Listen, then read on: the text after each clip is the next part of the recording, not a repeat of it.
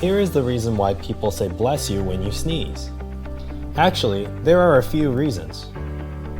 During the time of the plague, Pope Gregory used the term bless you as a prayer to protect them against the plague.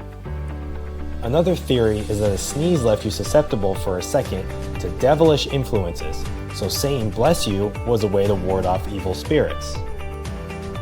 A common misconception is that your heart stops when you sneeze, but this is actually not entirely true. Intrathoracic pressure causes the heartbeat to change its rhythm, but this is just temporary, and the electrical activity of the heart does not stop during a sneeze. The Greeks and Romans saw sneezing as a sign of wellness and expressed their good wishes to the people who sneezed, and would say, "May Jupiter bless you," when you sneezed. Gesundheit in German also means good health to you. Salud in Spanish is for health.